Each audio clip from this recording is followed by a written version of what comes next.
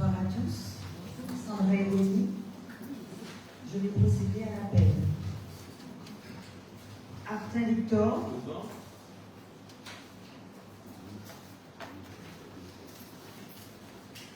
Émilie Sandra, moi-même, présente. Marie-Claire Jacques. Inamo Tania. Présente. Tola Michel. Présente. Anna Saint-Huguette. Bernard Jean-Luc.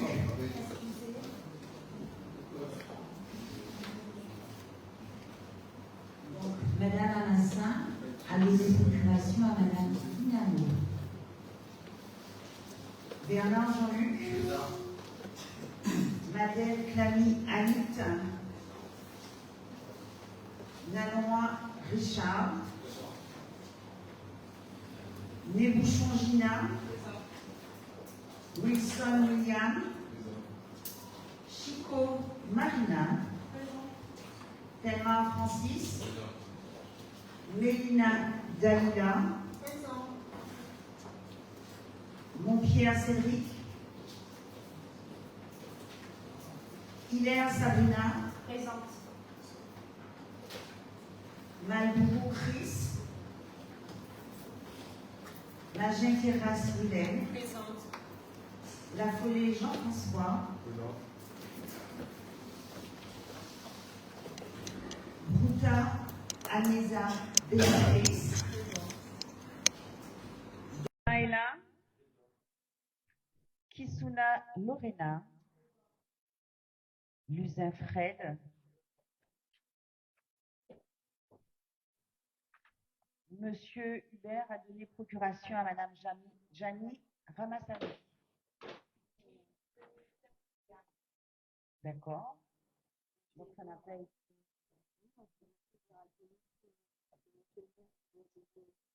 D'accord, très bien. Donc Monsieur Cercy a donné procuration à Madame Ramassani.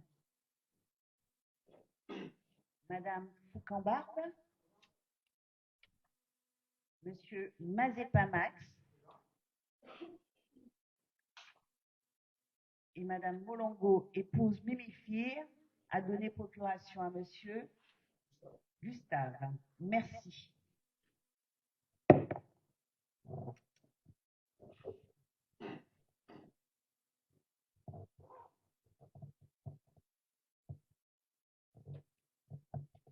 On considère que le quorum est atteint. Merci. Alors, je vais, pour la bonne marche des opérations, du déroulement du Conseil, je vais vous demander d'accepter que je puisse nommer Madame Sandra Eroni, secrétaire de cette séance. Alors, vous acceptez également que moi, Victor, dans cette salle, ce que j'ai fait par le passé, bien entrer dans cette salle, que je puisse avoir une pensée pour tous ceux qui ont œuvré dans cette enceinte pour le bien, pour le bonheur de Port-Louis. Je pense tout particulièrement à Charlotteville, à Jean Barfleur, ceux que j'ai connus, mais avant eux, il y en a qui ont construit cette commune de Port-Louis.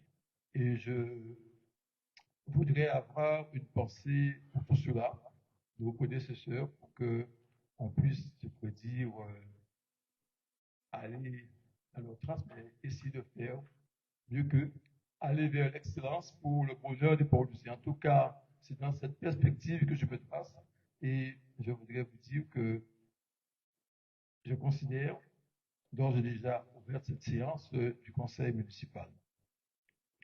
Alors, cette réunion appelle un certain nombre de points.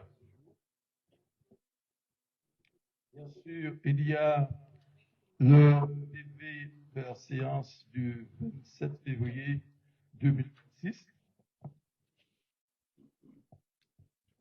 Oui. Ah oui, parce que ma collègue première adjointe m'a dit, tiens, il va falloir installer M. Gustave. C'est vrai, M. Hubert ayant démissionné, M. Gustave se trouve le suivant sur la liste. Donc, il prend la place de M. Hubert. Donc, M. Gustave, nous t'accueillons dans ce conseil municipal et nous te disons bienvenue parce qu'effectivement, lors de l'installation du conseil le 28 mars dernier, M. Hubert n'y était pas, mais entre-temps, on a reçu sa démission du conseil municipal, bien évidemment. C'est tout à fait normal qu'on installe le remplaçant, en l'occurrence M. Gustave. Donc, voilà qui est fait. Donc, on peut poursuivre nos travaux. Donc, je disais, tiens, il y a à l'ordre du jour procès verbal de la séance du 27 février, mais je voudrais également vous demander d'acter avec votre autorisation, qu'on puisse ajouter également le procès verbal de la séance du 28 mars dernier. 27. Non, 27 février, certes, mais la séance d'installation qui a eu lieu le 28 mars dernier. Voilà. Après, il y aura délégation d'attribution du conseil municipal au maire, modalité de dépôt des listes pour l'élection des membres de la commission d'appel d'offres, CAO, élection des membres de la CAO, création des commissions, élection des délégués au sein des organismes extérieurs. Alors, en 7e point, on avait mis emploi de collaborateurs de cabinet. Donc, je vous demande de ne pas tenir compte de ce point. On va l'enlever à l'ordre du jour parce que mes services me faisaient remarquer que ce poste a été créé par délibération du 13 juillet 2020, donc c'est plus nécessaire de pouvoir procéder à la création de ce poste. Donc, alors, c'est déjà créé. Alors, on va passer, si vous voulez, au 8e point qui deviendra, si vous voulez, le 7e, qui est l'indemnité de fonction des élus. Après, ce sera l'audit de début de mandat. On va faire un audit fiscal et financier, un audit organisationnel, un audit des analyses des besoins sociaux de la commune.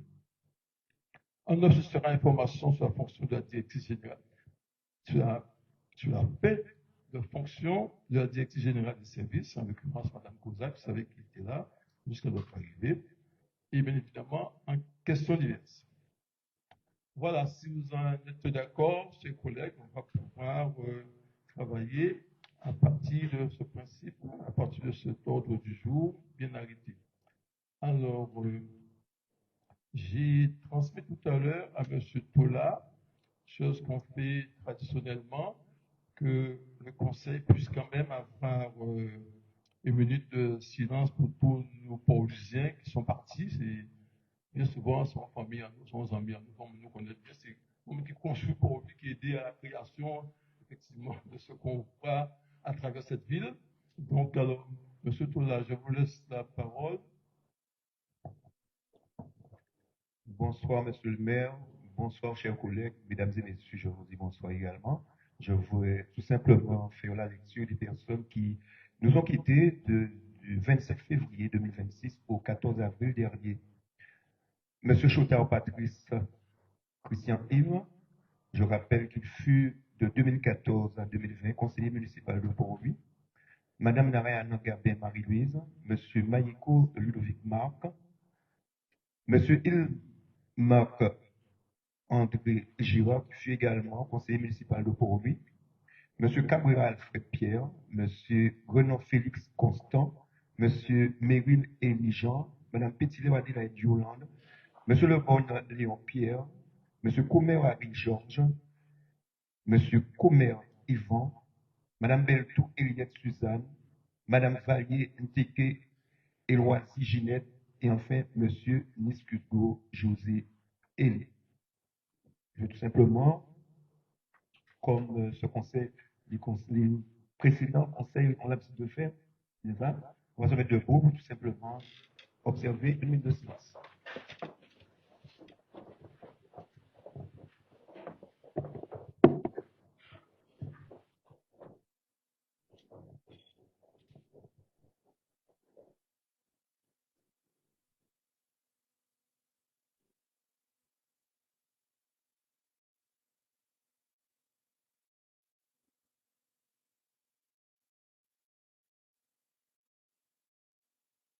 Je vous remercie, collègue. Oui.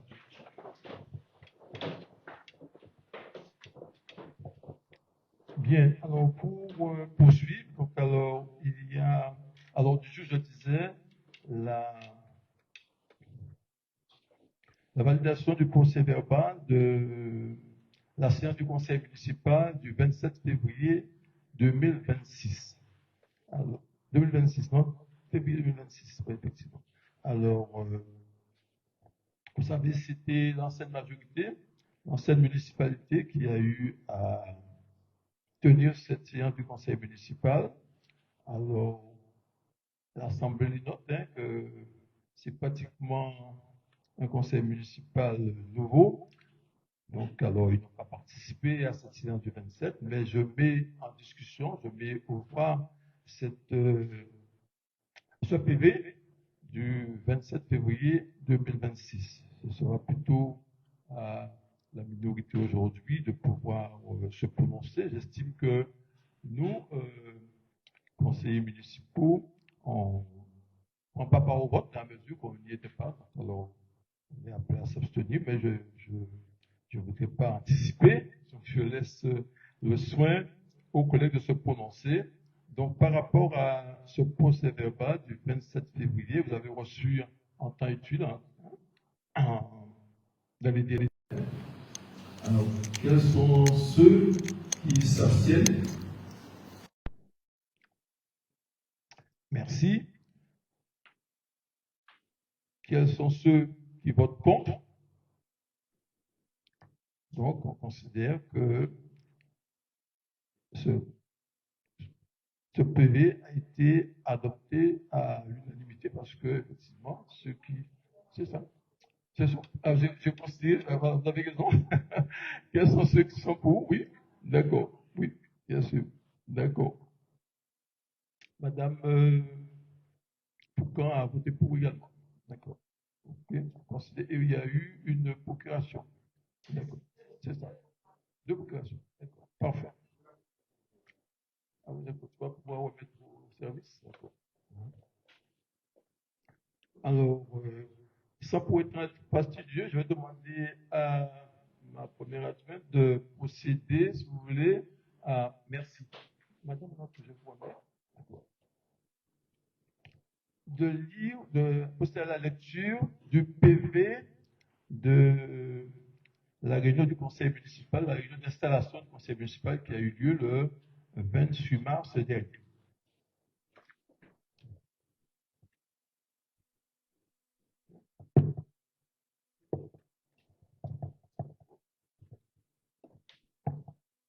Procès verbal du 28 mars 2026.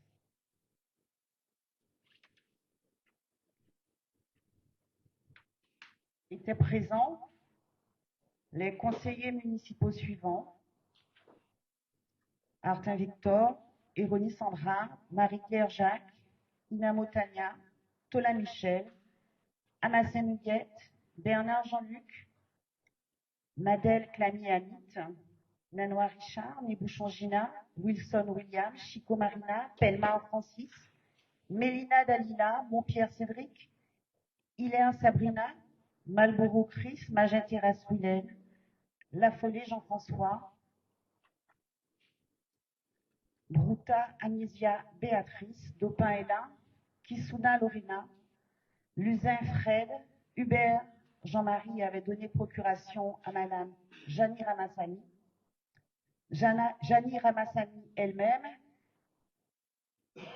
Cercy Bernard, Madame Foucan-Barbe était absente, Monsieur Mazepa était présent, Madame Molongo avait donné procuration à Monsieur Cercy.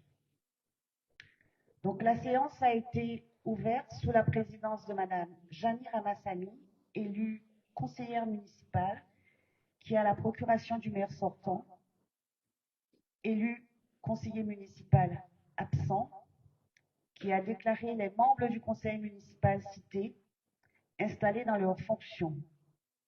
Monsieur Chris Malbrough a été désigné en qualité de secrétaire par le conseil municipal. Monsieur Max Mazepa, le plus âgé des membres présents du conseil municipal, a pris la présidence de l'Assemblée. Il a procédé à l'appel nominal des membres du conseil, a dénommé 26 conseillers présents et 2 représentés et a constaté que la condition de quorum posée était remplie. Il a ensuite invité le conseil municipal à procéder à l'élection du maire. Il a rappelé qu'en application des articles L. 2122-4 et L. 2122-7 du Code général des collectivités territoriales, le maire est élu au scrutin secret et à la majorité absolue parmi les membres du conseil municipal. Si après 2 tours de scrutin, aucun candidat n'a obtenu la majorité absolue, il est procédé à un 3e tour de scrutin et l'élection a lieu à la majorité relative. En cas d'égalité de suffrage, le plus âgé est déclaré élu. Le conseil municipal a désigné 2 assesseurs, mesdames Sandra Eroni et Tania Inamo. Chaque conseiller, à l'appel de son nom, s'est approché de la table de vote. Il a fait constater au président qu'il n'était porteur que d'une seule enveloppe du modèle uniforme fourni par la mairie. Le président l'a constaté, sans toucher l'enveloppe, que le conseiller municipal a déposé lui-même dans l'urne ou le réceptacle prévu à cet effet. Le nombre des conseillers qui n'ont pas souhaité prendre part au vote, à l'appel de leur nom, a été enregistré.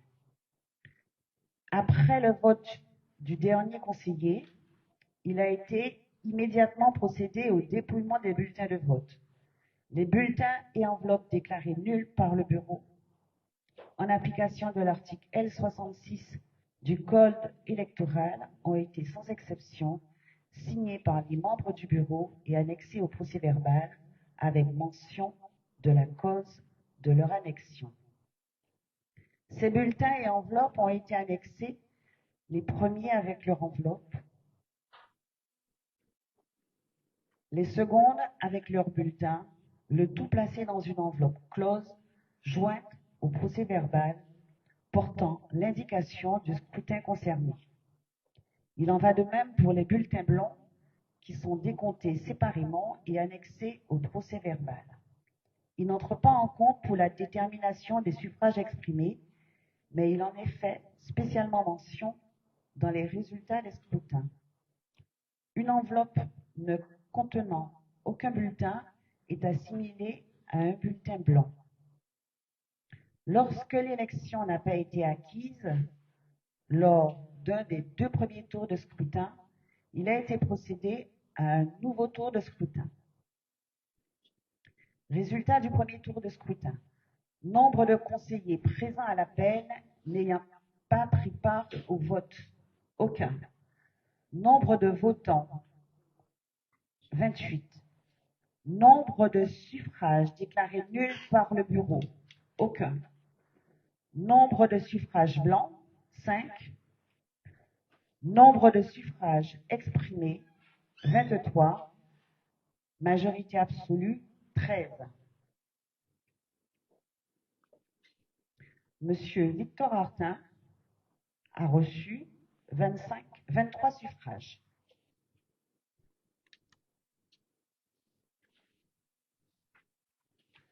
Donc il n'y a pas eu de 2e tour de scrutin, ni de 3e tour de scrutin. Monsieur Victor Artin a été proclamé maire et a été immédiatement installé. Sous la présidence de monsieur Victor Artin, élu maire, le conseil municipal a été invité à procéder à l'élection des adjoints. Le président a indiqué qu'en application des articles L. 2122-1 et L. 2122-2 du Code général des collectivités territoriales, la commune doit disposer au minimum d'un adjoint et au maximum d'un nombre d'adjoints correspondant à 30% de l'effectif légal du conseil municipal, soit 8 adjoints au maire au maximum. Il a rappelé qu'en application des délibérations antérieures, la commune disposait à ce jour de 8 adjoints. Au vu de ces éléments, le conseil municipal a fixé à 8 le nombre des adjoints au maire de la commune. Si un seul adjoint doit être élu, le président a rappelé qu'il est élu sous les mêmes modalités que le maire, à savoir au scrutin uninominal secret et à la majorité absolue. Le maire a rappelé que les adjoints sont élus au scrutin secret de liste, à la majorité absolue, sans panachage ni vote préférentiel parmi les membres du conseil municipal. Chaque liste est composée alternativement de candidats de chaque sexe. Si après 2 tours de scrutin, aucune liste n'a obtenu la majorité absolue, il est procédé à un 3e tour de scrutin et à l'élection, et l'élection a lieu à la majorité relative. En cas d'égalité de suffrage, les candidats de la liste ayant la moyenne d'âge la plus élevée sont élus.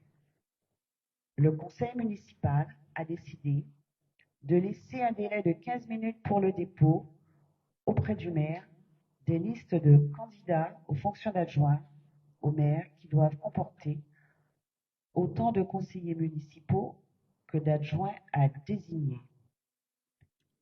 À l'issue de ce délai, le maire a constaté qu'une liste de candidats aux fonctions d'adjoint au maire avait été déposée. Ces listes ont été jointes au présent procès-verbal. Elles sont mentionnées dans les tableaux de résultats par l'indication du nom du candidat placé en tête de chaque liste. Il a ensuite procédé à l'élection des adjoints au maire sous le contrôle du bureau, désigné au 2.2 et dans les conditions rappelées au 2.3 que nous avons déjà énumérées. Résultat du premier tour de scrutin, nombre de conseillers présents à l'appel n'ayant pas pris au vote, aucun. Nombre de votants, 27. Nombre de suffrages déclarés nuls par le bureau, aucun. Nombre de suffrages blancs, 4. Nombre de suffrages exprimés, 23. La majorité absolue étant 12.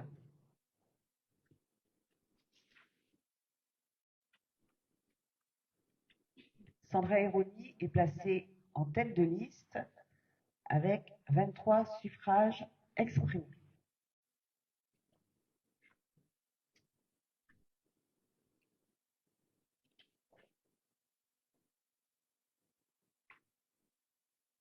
Le président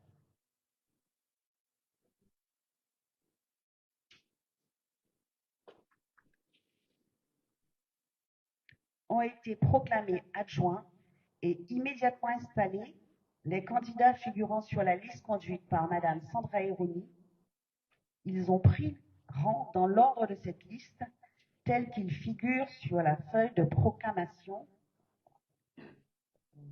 jointe.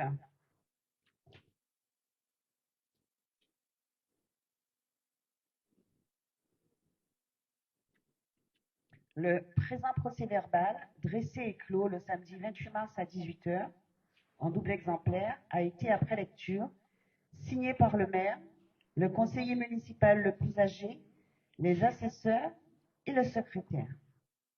Merci. Merci, collègue Sandra Eroni. Je mets au voix ce procès-verbal. Quels sont ceux qui s'abstiennent? D'accord. On a 4 présents, plus les procurations. D'accord. Plus de 2 procurations, bien sûr. OK. Quels sont ceux qui votent contre? Quels sont ceux qui votent pour? Merci. Merci, collègue. Donc, alors, ça nous permet d'avancer valablement. Donc, on arrive au deuxième point, délégation d'attribution du conseil municipal au maire. Cette question est présentée par le deuxième adjoint, M. Jacques-Marie Claire. Je laisse le micro. Bonsoir à toutes et à tous. Alors, délégation d'attribution du conseil municipal au maire. L'article 2121-29 alinéa 1 du Code général des collectivités territoriales dispose: le conseil municipal règle par ses délibérations les affaires de la commune. Toutefois, pour des raisons pratiques, le conseil municipal peut déléguer au maire une partie de ses compétences ainsi prévues à l'article L. 2122-22 du Code général des collectivités territoriales. Le conseil municipal peut décider de déléguer au maire la totalité des attributions définies par l'article précité ou seulement une partie d'entre elles.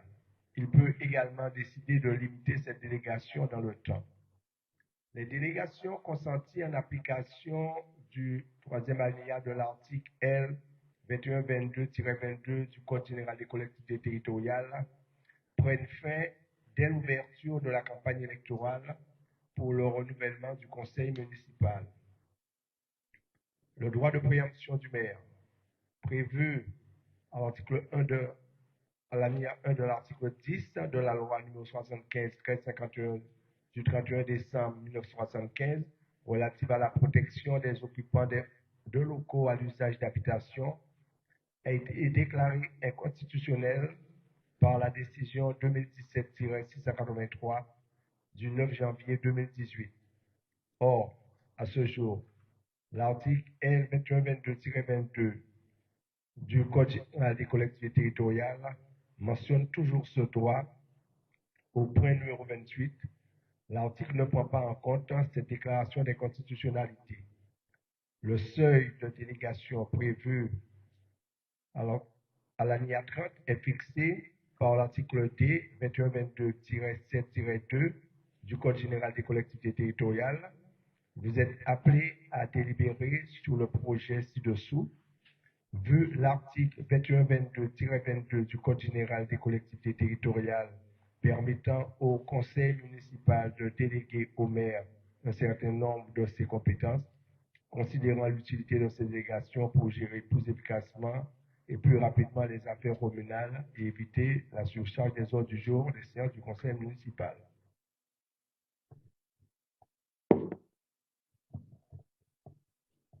Bien, merci collègues. Donc alors, il s'agit de pouvoir voter cette délégation d'attribution du conseil municipal au maire. Je vous inviterai à vous prononcer. Quels sont ceux qui s'abstiennent? Pardon, vous voulez une question? Oui, pardon. Madame Foucan. Bien.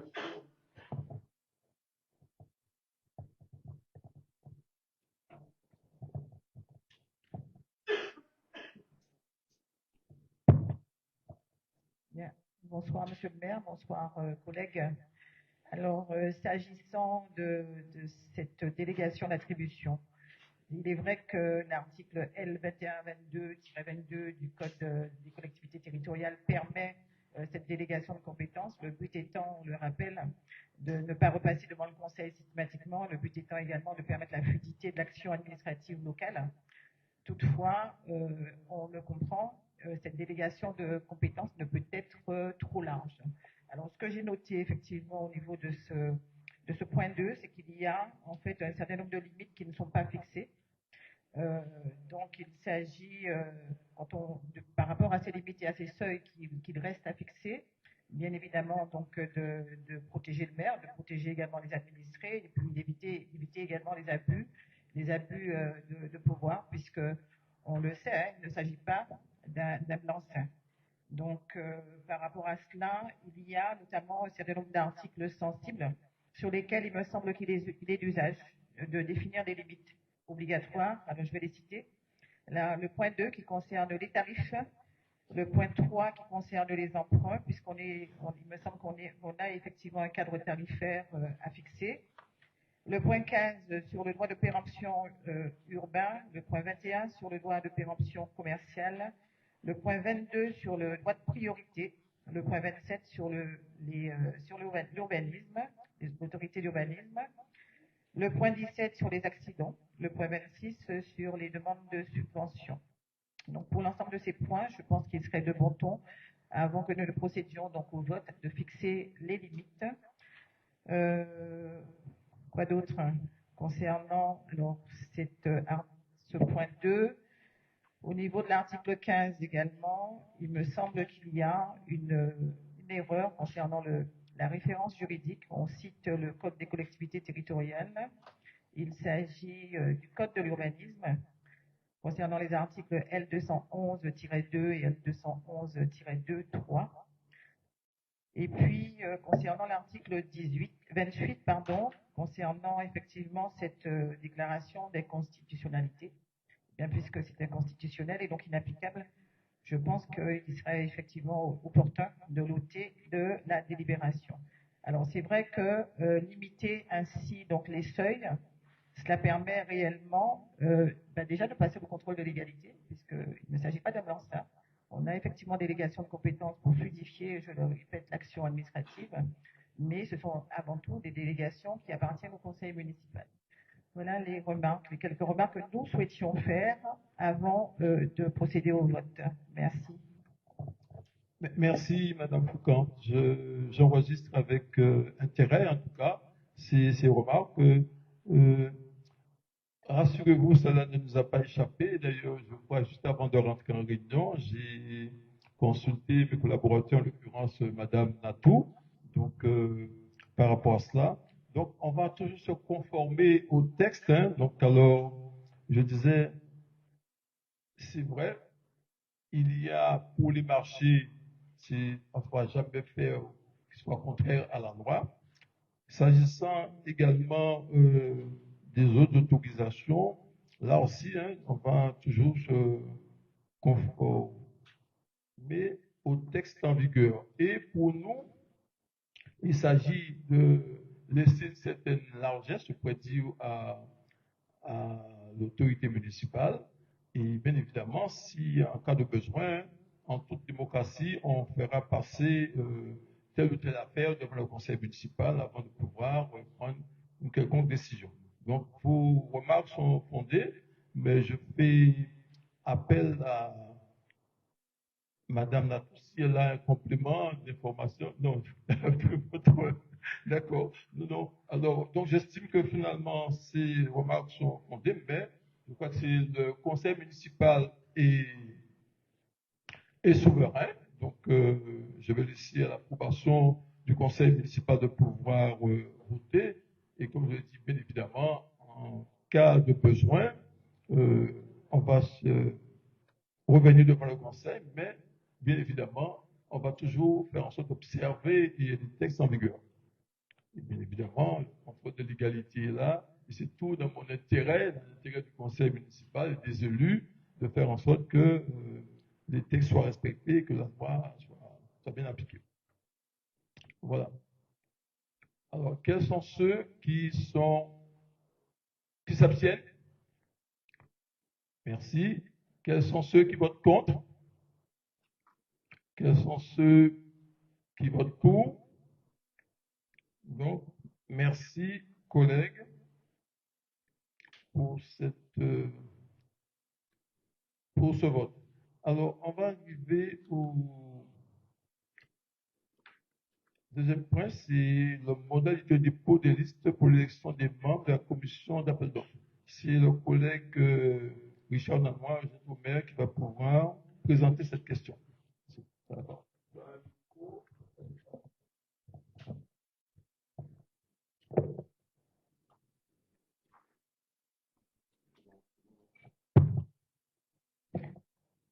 Merci, Monsieur le maire. Bonsoir à tous. Modalité de dépôt des listes pour l'élection des membres de la commission d'appel d'offres, le CAO.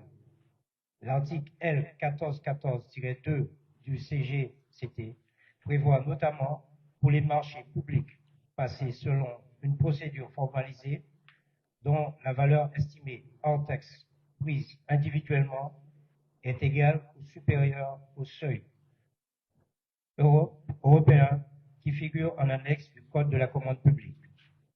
À l'exception des marchés publics passés par les établissements publics sociaux ou médico-sociaux, le titulaire est choisi par une commission d'appel d'offres composée conformément aux articles aux dispositions de l'article L 1411-5.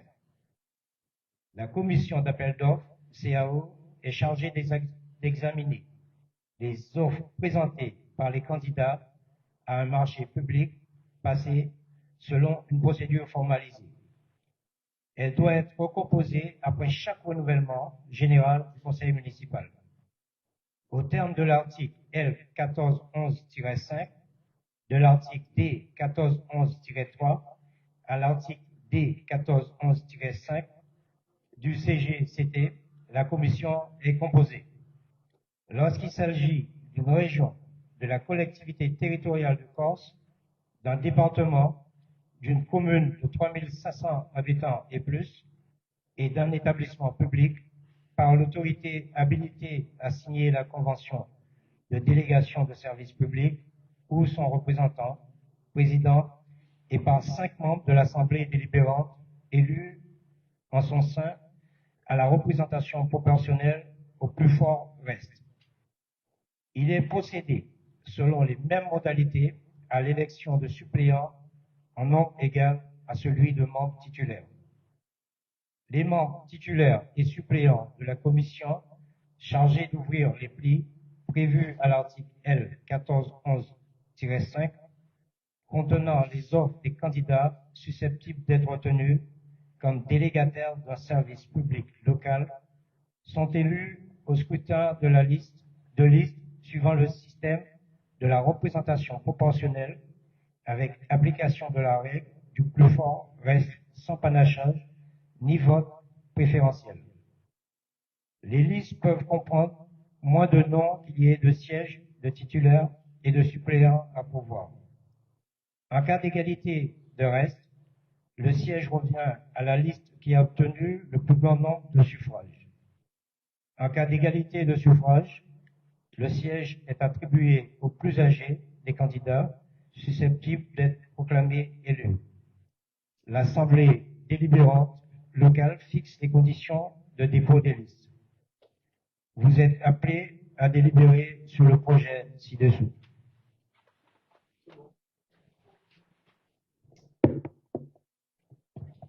Bien, voilà, collègues. Donc, c'est le mode de désignation des membres de la commission d'appel d'offres. Alors, nous sommes une majorité, j'allais dire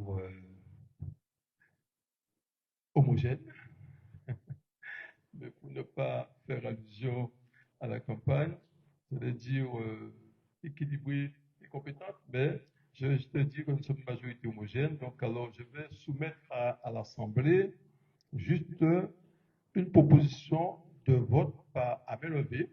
Donc il n'y aura qu'une seule liste de notre côté, la majorité, ensemble pour lui.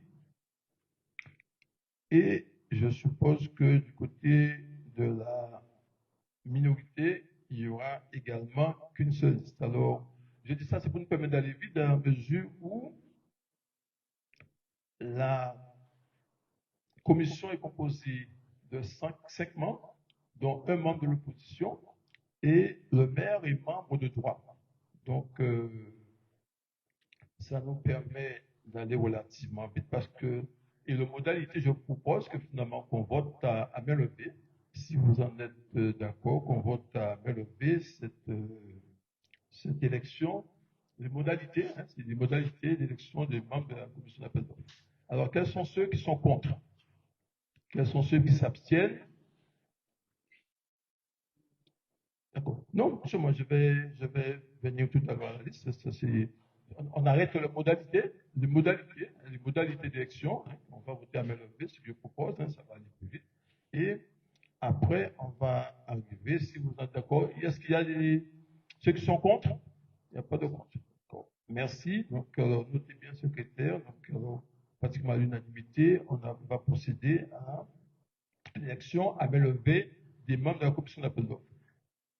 Ce point étant conclu, je vais inviter Michel Nanon à poursuivre pour l'élection des membres de la CAO. Voir comment ça se présente. Élection des membres de la CAO. Entendu le rapport de Monsieur le maire, vu l'article L 2121-22 du Code général des collectivités territoriales, vu les dispositions de l'article L 1414-2 et L 1411-5 du Code général des collectivités territoriales, prévoyant que la commission d'appel d'offres d'une commune d'au moins 3500 habitants doit comporter, en plus du maire, président de droit, 5 membres titulaires et 5 membres suppléants élus au sein du conseil municipal à la représentation proportionnelle au plus fort reste. Vu la délibération du conseil municipal du 14 avril 2026, fixant les modalités de dépôt des listes de candidats pour l'élection des membres titulaires et suppléants de la CAO.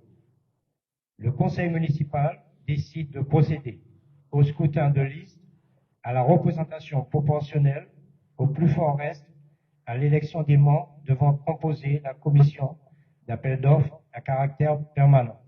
Ouais, merci. Donc, voilà, collègues, tel que cela se présente, je vous ai dit, tiens, donc, alors, 5 membres titulaires, 5 membres suppléants. De par nos calculs, de toute façon, c'est 4 pour la majorité et 1 pour l'opposition, comme titulaire et comme suppléant. Un titulaire sur l'opposition et un suppléant. Et il en est de même pour nous, 4 titulaires pour la majorité et 4 suppléants. Je vous disais que le maire est membre de droit. Donc, alors, pour notre groupe, donc, je demande à l'opposition de pouvoir nous faire part de leur représentation au sein de cette commission. Donc, alors, les titulaires, c'est Jean-Luc Bernard, Michel Collat, Annette Madel-Clamy, William Wilson. Ce sont les 4 titulaires de la liste ensemble pour eux. Pour les suppléants, nous avons Hilaire Sabrina, Éronie Sandra, Jacques-Marie-Claire et Fred Luzin. Voilà les membres de cette commission d'appel d'offres que nous soumettons à l'approbation de l'Assemblée. S'agissant de la liste ensemble pour lui, je vais inviter les membres du groupe Réussir pour lui à nous faire part de leurs propositions comme titulaire et comme suppléant. Oui, bonsoir. Alors, le titulaire, ce sera M. Bernard Cercy et la suppléante, moi-même. Merci. Merci. Enregistré.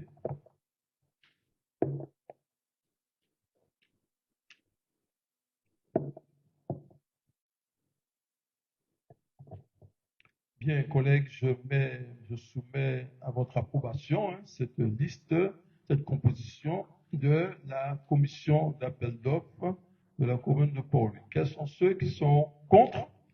Quels sont ceux qui s'abstiennent? On peut considérer que c'est voté à l'unanimité. Merci.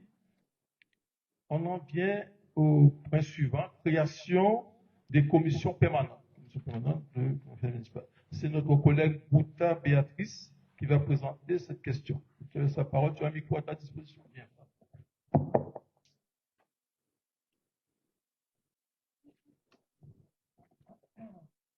Point 5, création des commissions permanentes.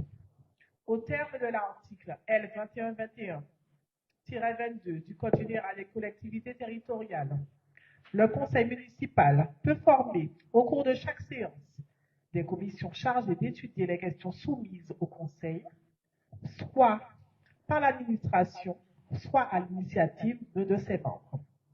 Elles sont convoquées par le maire, qui en est le président de droit, dans les 8 jours qui suivent leur nomination ou à plus bref délai sur la demande de la majorité des membres qui les composent. Dans cette première réunion, les commissions désignent un vice-président qui peut les convoquer et les préciser si le maire est absent ou empêché. Dans les communes de plus de 1000 habitants, la composition des différentes commissions, y compris les commissions d'appel d'offres et les bureaux d'adjudication, doit respecter le principe de la représentation proportionnelle pour permettre l'expression pluraliste des élus au sein de l'Assemblée communale.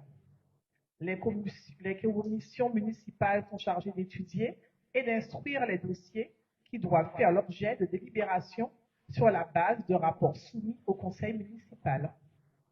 Il vous est proposé de créer 9 commissions permanentes composées chacune de 5 membres. Donc la première commission regrouperait la finance, la fiscalité, les ressources humaines. La seconde, la culture, le patrimoine, la jeunesse et les sports. La troisième, l'action sociale, l'emploi et l'insertion. La quatrième, la santé, les personnes vulnérables, l'accessibilité, les relations intergénérationnelles. Une autre concernant le développement économique. Une autre concernant la citoyenneté, le service à la population, la vie associative et la communication. Une commission regroupant l'éducation, les affaires scolaires, péri- et parascolaires. Une commission regroupant l'aménagement du territoire, le foncier, l'occupation du sol. Et la dernière concernant l'environnement, le cadre de vie et les travaux. Par ailleurs, considérant la délibération numéro PLV 220534 du 20 mai 2022 portant fixation du nombre des représentants du personnel au comité social territorial, CST, maintien du paritarisme et décision de recueil de l'avis des représentants des collectivités et établissements, il convient de désigner 4 représentants titulaires et 4 suppléants.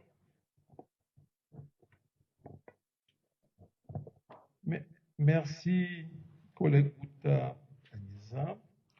Alors, collègue, je ne l'ai pas précisé, mais je vous demanderai de bien vouloir acter à côté de chaque commission les membres de cette commission. Tout de suite, on va pouvoir procéder à l'élection des membres de cette commission. Et une précision importante, c'est commission culture, jeunesse, sport et animation de territoire. Alors, on va faire disparaître le patrimoine. C'est formulé ce que je demande au service de retenir pour le PV. C'est la commission culture, jeunesse, sport et animation de territoire. Oui. Oui, alors, Tania me faisait remarquer, Tania Enamo, alors, par rapport aux modifications apportées, c'est s'agissant de la santé, action sociale, emploi, insertion et logement. Voilà. La bonne dénomination de la commission, c'est ça. Et alors la suivante, modification apportée, c'est personnes vulnérables, accessibilité, relations intergénérationnelles. Alors, pour nous permettre d'aller relativement vite, je vais inviter les membres de Réussir pour Paul de nous faire part. Certainement, ils ont reçu dans les délais ces documents. Ils ont choisi pour chaque commission quel membre de chez eux qui allait y participer. Alors, pour la commission Finances, Fiscalité, Ressources humaines, c'est Sandra et Ewodi, Marie-Claire Jacques, Sabrina Hilaire et Mélina Dalila. Voilà les 4 membres que nous avons et j'invite l'opposition à nous faire part. À nous faire part, oui. Alors, Gustave Anselme demande la parole. Ah, non, d'accord. Alors, Anselme Gustave se positionne pour cette commission Finances, Fiscalité, Ressources humaines. Gustave. Bien. Collègues, on est d'accord? Qui est contre? Qui s'abstient? Tout le monde est d'accord. Alors, la commission Culture, Jeunesse, Sport, Animation du territoire. Alors, M. Jacques-Marie Claire, M. Mado Chris, M. Pellemar Francis et M. Montpierre Cédric. J'invite l'opposition à faire part de leur représentation à cette commission. C'est toi aussi, Anselme Gustave.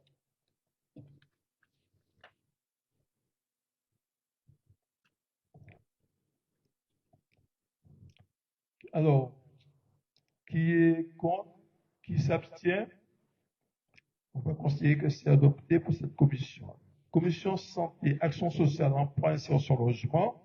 Tania Namo, Majen Terrasse, Goulen, Mélina Dalila, Nebouchon Gina. Je demande à Maxence.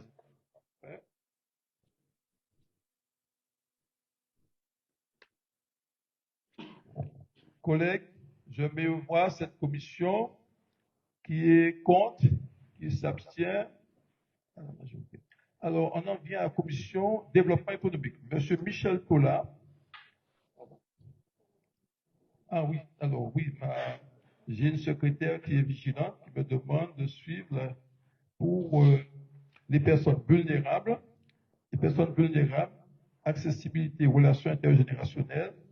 Nous avons Madame Nebouchon-Gina, Amassé Muguette, Majen Terrasse Moulen et Inamotania.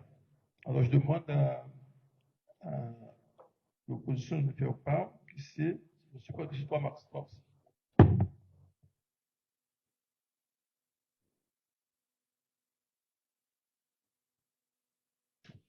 Alors, qui est contre, qui s'abstient, donc c'est adopté à unanimité.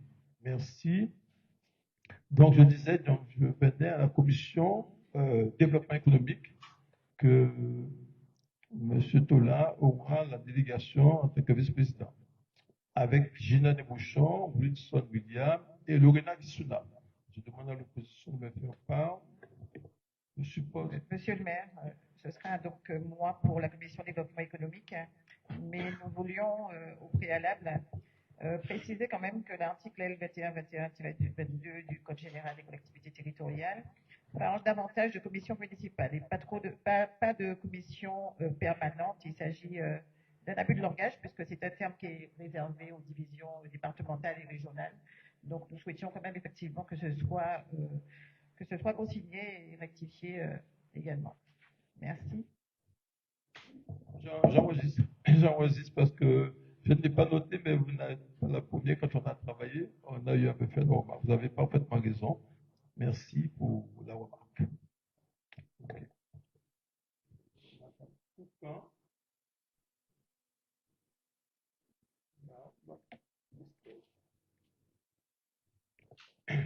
Merci. Alors, quels sont ceux qui sont contre? Quels sont ceux qui s'abstiennent? Donc, j'estime que ça a été adopté à l'unanimité.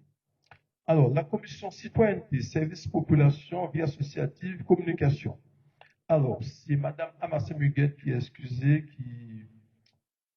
qui fait partie, Monsieur Pelmar Francis, Monsieur Lafolé Jean-François et Monsieur Malbou Chris. Je demande à l'opposition, et je suis point de nous faire part de l'opposition.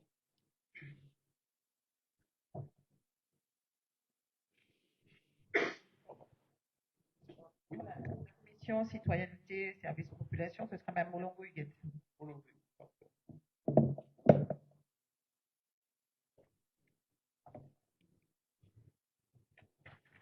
Bien, quels sont ceux qui s'abstiennent? Quels sont ceux qui vont contre?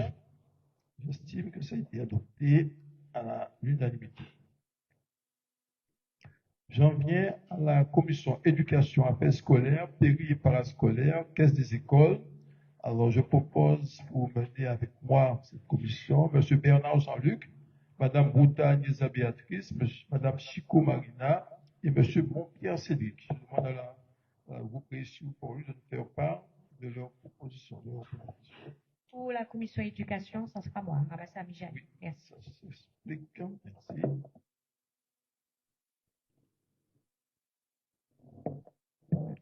Je mets au voix. Quels sont ceux qui sont contre? Quels sont ceux qui s'abstiennent? Adopté à l'unanimité. Merci. Alors, la commission aménagement du territoire, foncier, occupation de sol. Alors, pour cette commission, ce sera avec moi Madèle Clamianit, Marie-Claire Jacques, Luzin Fred et Tola Michel. je demande au groupe précieux pour lui de nous faire part de leur proposition. Oui, pour la commission aménagement du territoire, ça sera M. Bernard Cercy, ainsi que la commission suivante. Merci. Parfait. D'accord.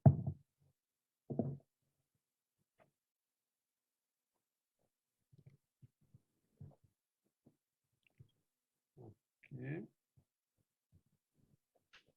Bien, je vais voir quels sont ceux qui sont contre, quels sont ceux qui s'abstiennent. Adopté à l'unanimité. Merci, collègues. À la commission environnement, cadre de vie, travaux. Alors, pour cette commission, je propose Nanois Richard, Dopin Hélène, Luzin Fred et Michel Tola.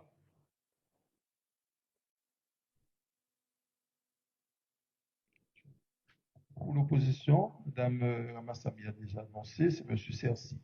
Alors, quels sont ceux qui sont contre? Quels sont ceux qui s'abstiennent?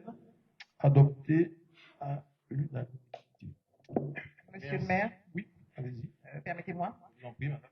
Donc, s'agissant des commissions, nous souhaitions quand même faire remarquer qu'il existe deux types de commissions. Les commissions qui sont donc internes et dont la création doit être actée, ainsi que la désignation des membres, mais des commissions également qui sont imposées par la loi. Et s'agissant de cette deuxième catégorie, effectivement, donc on a voté tout à l'heure concernant la CAO, mais il en existe d'autres également que nous ne retrouvons pas. Donc, nous voulions que ce soit consigné également dans le PV.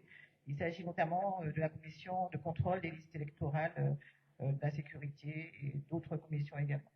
Merci. Merci, collègues. Ne vous en faites pas, ça ne nous a pas échappé, mais compte tenu qu'on aura très bientôt la semaine prochaine deuxième réunion du conseil municipal, d'ailleurs, ce ne sera même pas porté, mais on y pense. Et puis ça, il fallait, vous savez que la DGS a donné une partie en congé, donc alors le temps de pouvoir préparer tous ces éléments nous était très court, donc alors je ne peux pas dire qu'on a pas plus pressé, mais on y a pensé, ça va venir. On y pense parce que c'est vrai qu'on a du pain sur la planche. Alors, si vous permettez, je vais poursuivre avec le Centre communal d'action sociale. Non, pardon. C'est ça, non, on l'a fait. Alors, si les organismes extérieurs, je l'ai dit quelque part.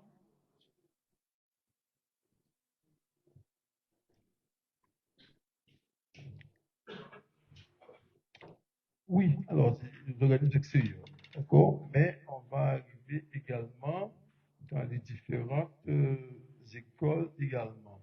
Alors,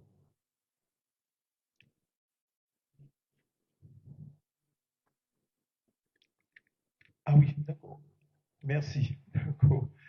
Alors, sur le principe, d'accord, on va arriver à l'élection des délégués au sein des organismes extérieurs. Merci. C'est notre collègue Chico Marina qui va présenter cette question. Je te laisse la parole. Tu as un micro juste derrière.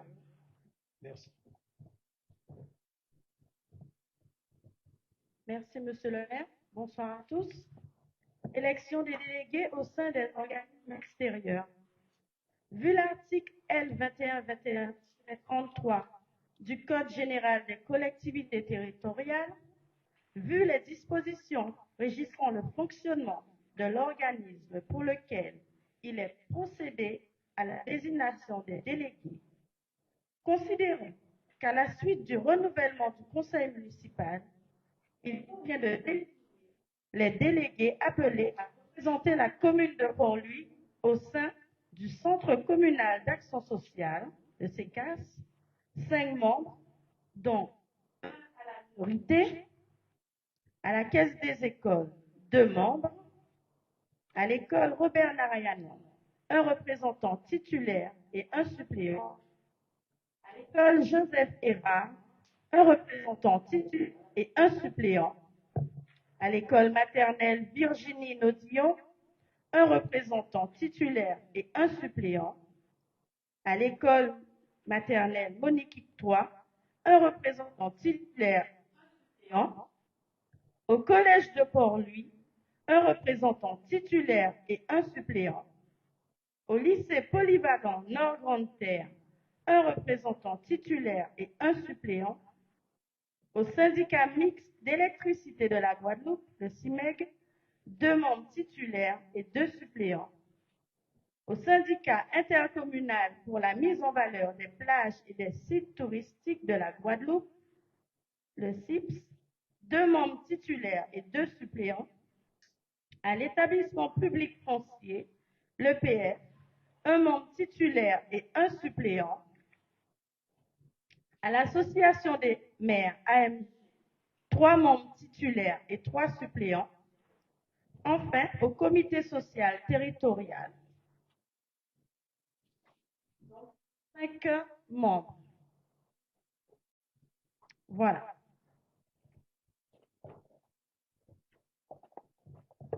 Ok. De toute façon, je vais pouvoir faire des propositions. Merci, Marina Chico. Alors, pour nous permettre d'avancer rapidement, je vous soumets les membres que nous proposons pour le Centre communal d'action sociale, le CCAS. Donc, alors, l'opposition aura un représentant. La commune sera représentée par 5 membres, donc 4 de la majorité, 1 de la minorité. Voilà. Alors, ce sera Tania Inamo, Magette Terrasse-Miller, Mélina Dalila et Nébouchon Gina. Je demande à le groupe réussi pour lui, qui c'est. Je suppose que c'est Max. En cohérence, bien sûr.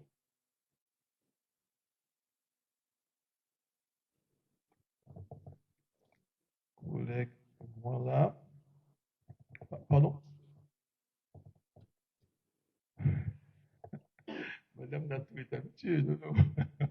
Et puis on va lui remettre les documents et puis ça. Non, non, on va vous remettre tout ça, pas de problème. Merci. Ok. Alors, je disais donc pour le Centre communal d'action sociale, le CCS, Madame Magette Terrasse-Willen, Madame Mélina Dalila, Madame Nébouchon Gina et Monsieur Mazepa Max. Mais Max, tu seras entouré de femmes, bien évidemment. Il y aura d'autres organismes qui seront représentés au Centre communal d'action sociale. Donc d'ici là, on va faire appel à ces personnes. Bien. Y a-t-il d'opposition à cela? Y a-t-il des abstentions? Non. Merci à l'unanimité. Pour la caisse des écoles, ce sera M. Bernard Jean-Luc qu'on propose et Mme Bouta Agnesa Béatrice.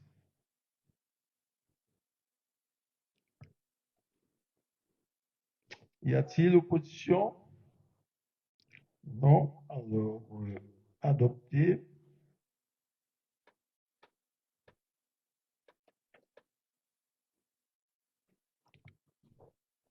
Pour l'école Robert Narayan, nous avons un titulaire et un suppléant. Titulaire proposant M. Bernard Jean-Luc et suppléant M. Luzin Fred.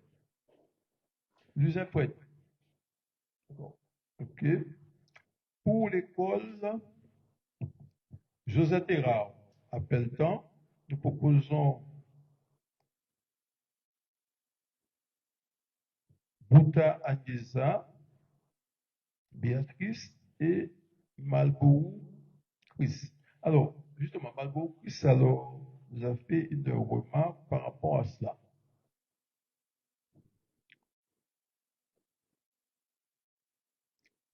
Non, je disais, tu as fait une remarque par rapport à l'école du Zatiran en tant que suppléant. Moi, j'aurais proposé à l'Assemblée d'acter la candidature de Madel à l'école Joseph Terrard de préférence. Parce que Chris Malbourou, qu'on a proposé initialement, a fait part de ses moyens de locomotion quand c'est l'école Joseph Terrard, et lui, il n'a pas encore le permis pour pas se rendre si facilement. Donc, alors, voilà, il avait manifesté effectivement d'être dans une école primaire, mais là, Alors, je propose à l'Assemblée de retenir la candidature de Bouta Yeza et de Madel.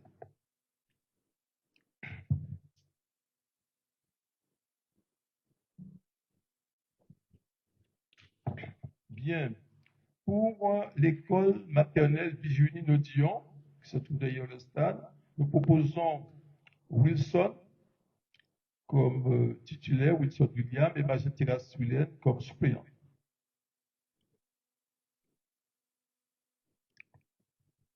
Pour l'école maternelle Monique Foy, la maternelle qui se trouve pas du foyer, c'est Amassin Muguette et Pelma Francis comme suppléant.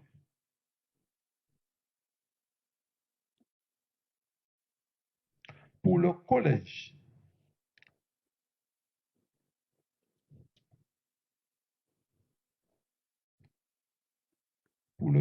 c'est Montpierre Cédric et Kisuna Lorena comme suppléant.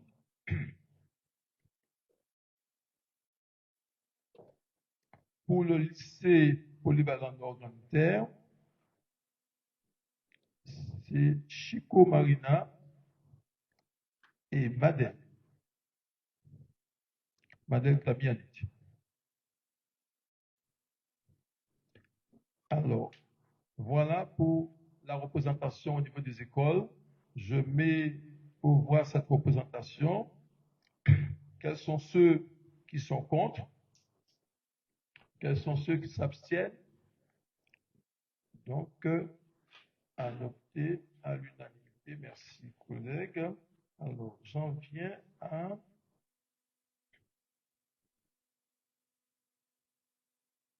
au syndicat mixte d'électricité, le CIMEC. Je suis le président ce soir, cet après-midi, là. Donc, pour le CIMEC, je propose Bernard Jean-Luc. Il faut 2 titulaires et 2 suppléants. Bernard Jean-Luc et Michel Tola comme titulaires.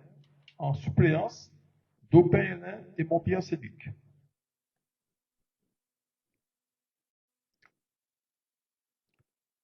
Deux titulaires, 2 suppléants. Bernard et Tola titulaires, Dopin et Montpierre comme suppléants. Y a-t-il des oppositions? Bien, merci. On en vient au syndicat communal pour la mise en valeur des sites, des plages et des sites touristiques de la Guadeloupe. Alors, je propose, il faut 2 titulaires, 2 suppléants, Nanois Richard et Madel Clamier-Adit comme titulaire et comme suppléant, Nébouchon Gina et Topin.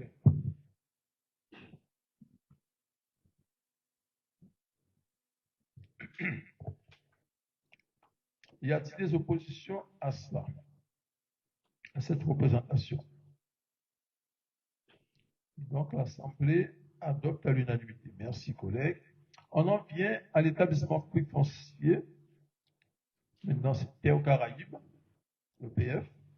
Alors, pour être en concordance, on a proposé Nanois Richard et comme suppléant, Héronie Sandra.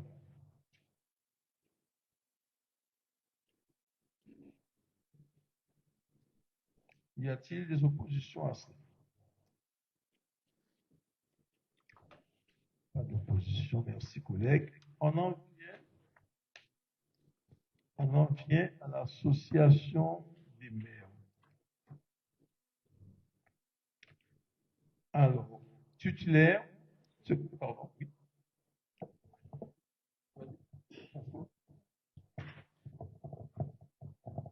Lors de la préparation de la réunion, nous avions arrêté qu'il fallait aussi mettre le comité social territorial. C'est bon, hein? Ah, d'accord, on le met après? Ok, merci. Je l'ai enfin. D'accord. Alors,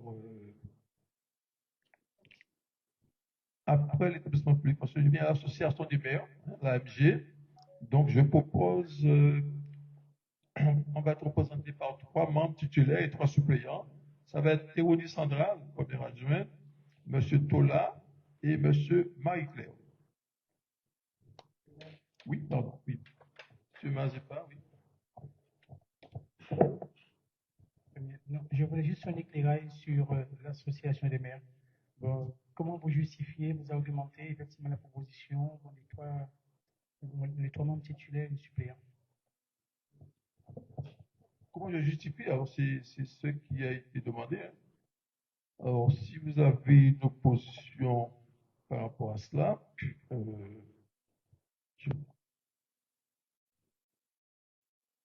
si vous avez une opposition à ça, faites-nous part. Non?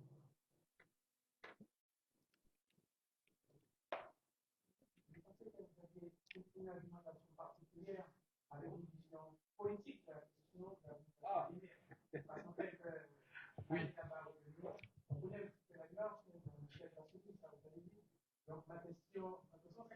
Oui.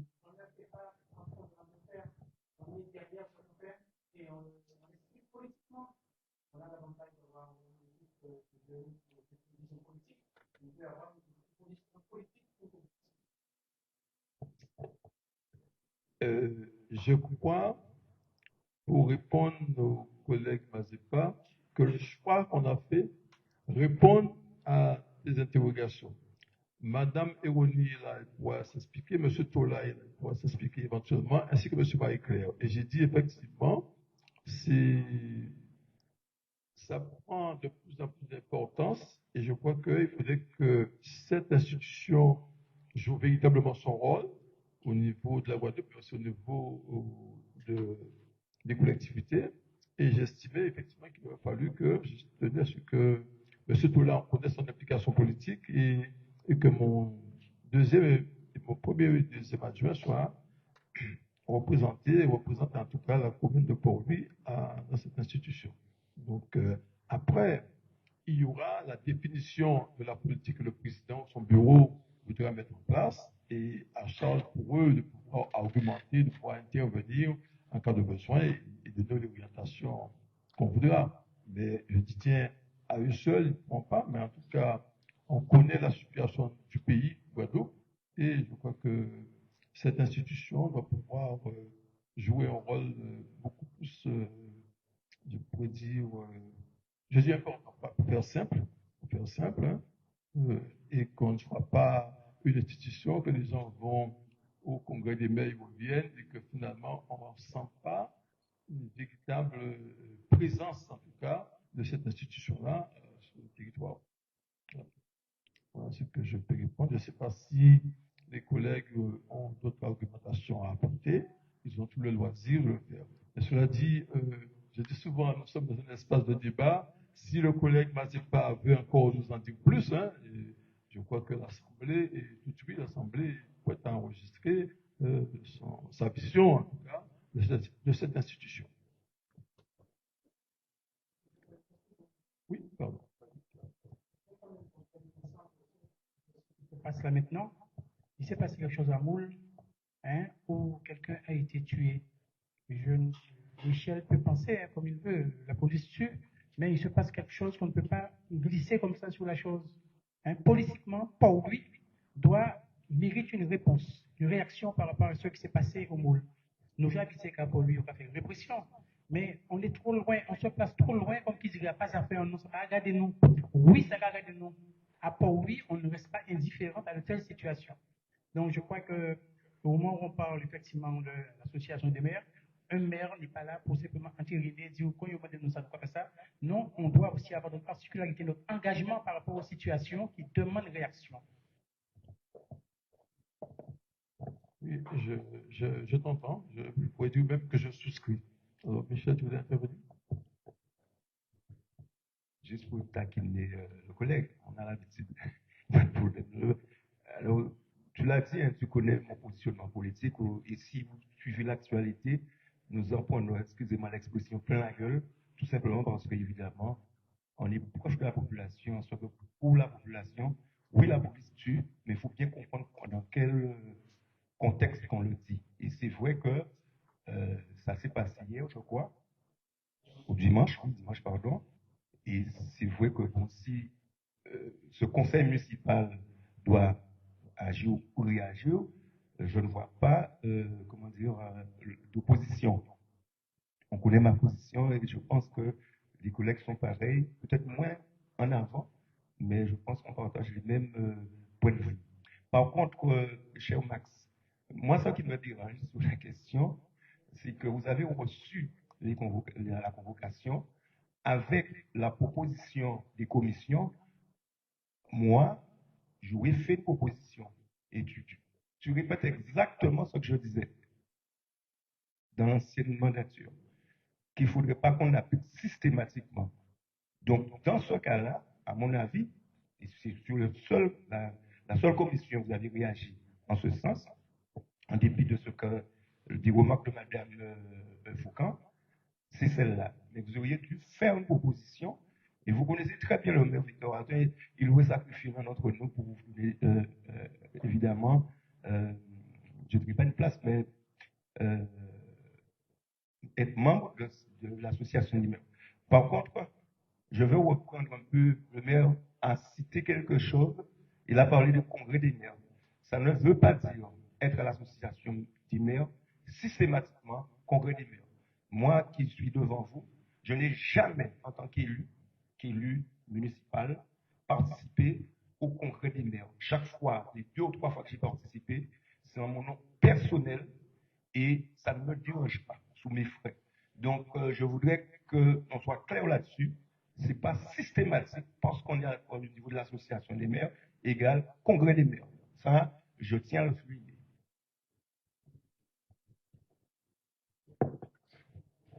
Bien. Ok, merci, collègue. Alors,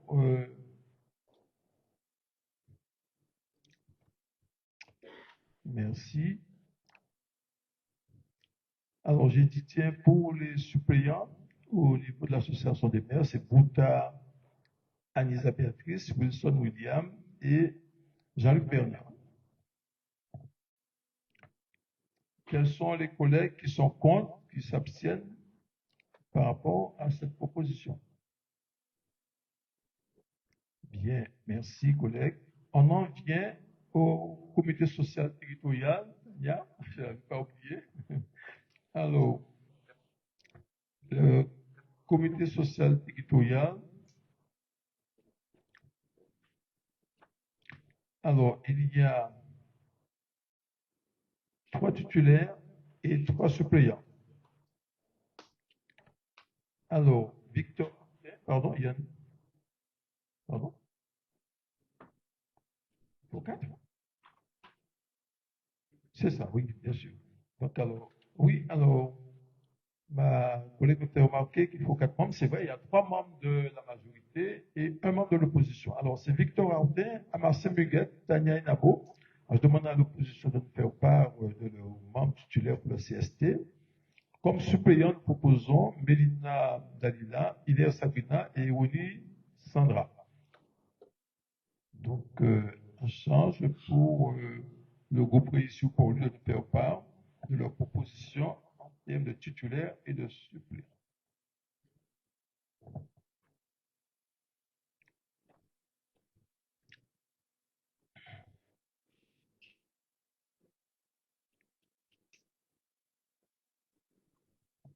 Oui, Anselme Gustave, pour le titulaire et pour le suppléant.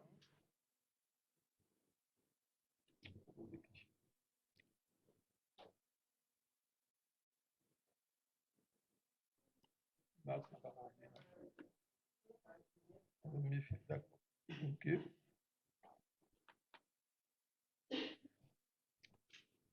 Ok. Eh bien, voilà, collègues, la composition du comité social territorial. Je peux passer la parole, Tania, pour donner quelques explications à l'Assemblée par rapport au comité social territorial, parce que tu as fait une très belle démonstration de la réunion préparatoire. D'accord. Donc, le comité social territorial et la fusion du comité technique qui existait auparavant, ainsi que le CHSCT, je ne sais plus si c'était CRHSCT ou CHSCT. CHSCT. Donc voilà, c'est le comité qui réunit je dirais entre guillemets, les partenaires sociaux, donc les élus et les représentants du personnel. Donc voilà, donc ça traite de l'organisation du travail, de la qualité de vie au travail. Et le côté social, ça concerne tout ce qui concerne les activités sociales qu'on peut mettre en place au sein de la commune pour les agents. Donc voilà. C'était bien de pouvoir apporter ces informations, parce que c'est vrai pour l'assistance également, il va se demander le CST, Kassaye, Comité social territorial, c'est vrai que c'est nouveau, je crois que c'est depuis Macron qu'on a mis ça en place, je crois. D'accord. C'est ça, là, pour les collectivités. Voilà. Bien, on va avancer, collègues, si vous n'y voyez pas. Alors, je disais que le prochain point, on l'a enlevé à l'ordre du jour, le point concernant l'emploi de collaborateurs de cabinet, compte tenu que ce poste-là existe, c'est pas la peine de le crier deux fois, donc on va, sur le soir, on va passer outre. Et on va arriver directement à l'indemnité de fonction. Je vais inviter notre collègue Wilson William à présenter cette question.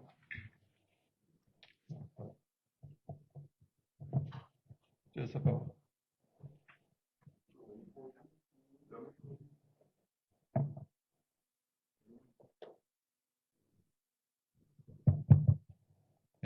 Bonsoir, mesdames et messieurs. Merci, monsieur le maire. Indemnité de fonction. Nonobstant les termes de l'article L.2123-17 du Code général des collectivités territoriales, les fonctions de maire, d'adjoint et de conseiller municipal sont gratuites. Il est prévu le versement d'indemnités. Les indemnités allouées sont fixées par référence au montant du traitement correspondant à l'indice brut terminal de l'échelle indiciaire de la fonction publique. L'indice brut 1027. Le montant des indemnités est variable en fonction de la taille de la commune et des fonctions exercées.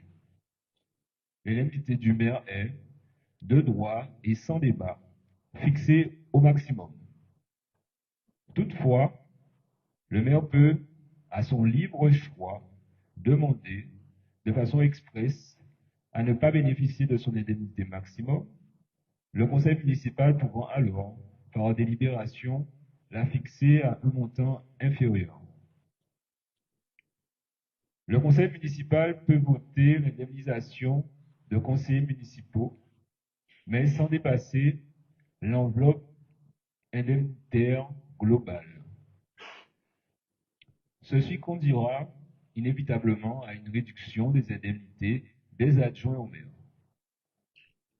Par ailleurs, les indemnités peuvent être versées aux conseillers municipaux, soit du fait de la seule qualité de conseiller municipal, l'indemnité ne pouvant alors dépasser 6% de l'indice 1027, soit au titre d'une délégation de fonction confiée aux conseillers, cette indemnité n'étant alors pas cumulable avec celle perçue en qualité de conseiller municipal. Dans ce cas, il n'est pas plafonné à 6% de l'indice 1027.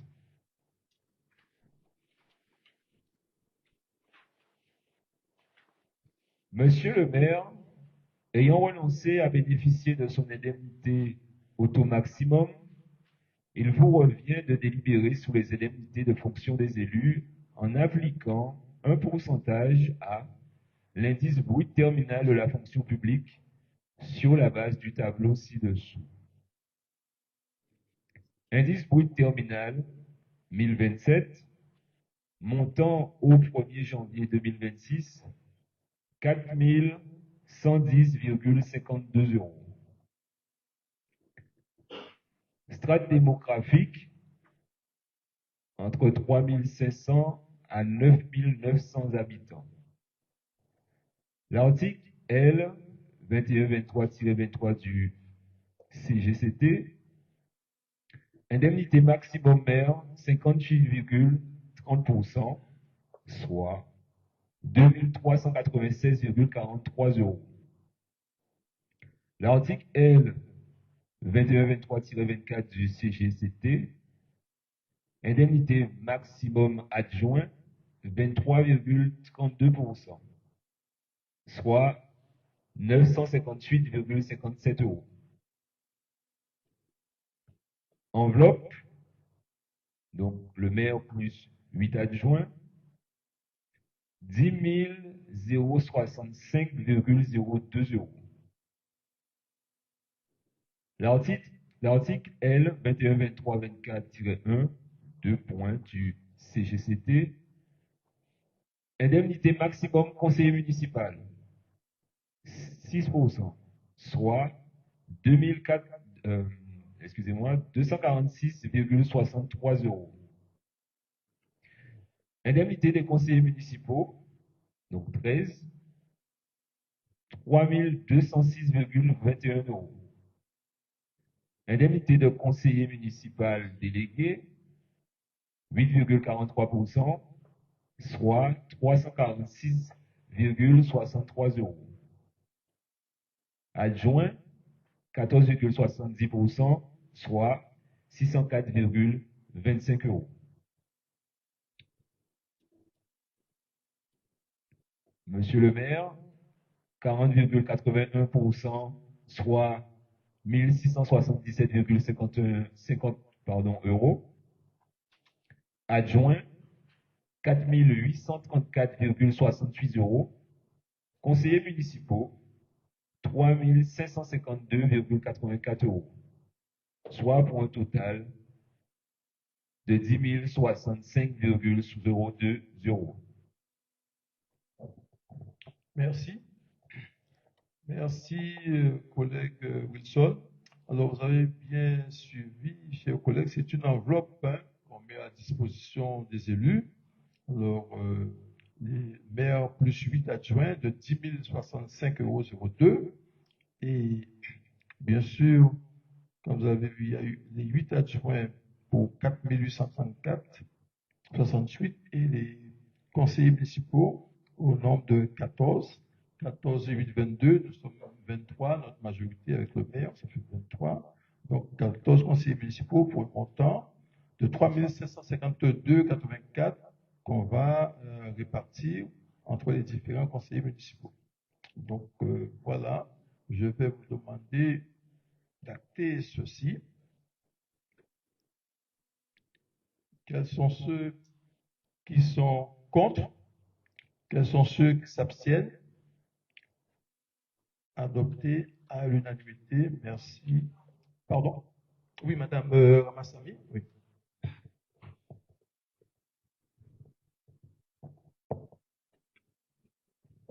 C'est une abstention. D'accord. Pardonnez-moi. Je pensais que vous demandiez la parole. Pardonnez-moi. Merci. D'accord. Alors, secrétariat noté. Merci. Collègues, on en vient rapidement au point 8, si vous voulez, qui est l'audit de début de mandat. Monsieur Toula, je vous invite à poser cette question. Merci, monsieur le maire. Le point 8. Donc, c'est dans le cadre de la campagne, ça avait été dit. Donc, l'objectif est de se doter d'outils stratégiques pour piloter l'action publique. Au regard du contexte local, national et international, il y a besoin d'une vision claire, objective et actualisée à la situation financière, organisationnelle, institutionnelle de la commune afin de prendre les décisions les plus adéquates, c'est-à-dire comprendre avant d'agir. S'agissant de la procédure, depuis le 1er avril 2026, le seuil de passation du marché public de fournitures et services sans mise en concurrence et publicité préalable est fixé à 69 000 €. Il conviendra de se conformer aux dispositions de l'article R.2122-8 du Code de la commande publique, audit fiscal et financier. Ce sera l'analyse rétrospective des comptes, 3 à 5 derniers exercices, pardon, l'évaluation de la situation financière actuelle, l'analyse de la fiscalité locale et des marges de manœuvre, l'audit des procédures internes, c'est-à-dire engagement, liquidation, mandatement et recettes. L'analyse prospective, 3 à 5 ans, la formulation de recommandations opérationnelles. Audit organisationnel. Disposer d'une analyse des forces et faiblesses de l'organisation actuelle du service devrait permettre d'optimiser nos ressources humaines. Enfin, analyse des besoins sociaux. L'analyse des besoins sociaux, ABS, outre son caractère obligatoire dicté par l'article R.123-1 du Code de l'action sociale, précisé par le décret et de famille, oui, on a dit ça, l'action sociale et de la famille, précisé par le décret numéro 2016-824 du 21 juin 2016 pour tous les CICAS à initier dans l'année civile suivant le renouvellement général du conseil municipal. C'est avant tout un outil d'aide à la décision. Il s'agit de réaliser un diagnostic socio-démographique sur l'ensemble de la population et identifier ses besoins et ses attentes. Voilà, chers collègues, monsieur le maire. Merci. Alors, je ne sais pas s'il y en a parmi vos collègues qui voudraient intervenir sur cela. J'estime que... Oui, collègue Ramassami? Oui. Alors, je voudrais connaître les modalités de ce diagnostic. Est-ce que ça sera un cabinet extérieur? Est-ce que ça se fera en interne ou par le biais d'une collectivité? Ça, c'est la première question.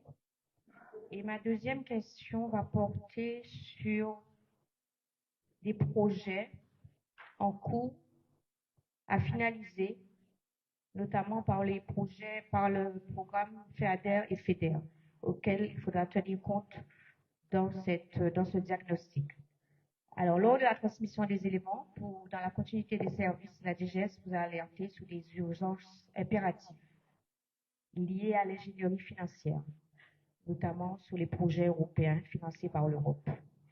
Et nous avons un projet en cours, c'est l'ancien crédit agricole qui sera transformé, qui sera le nouveau siège de la police municipale, ainsi que le coworking situé à l'étage.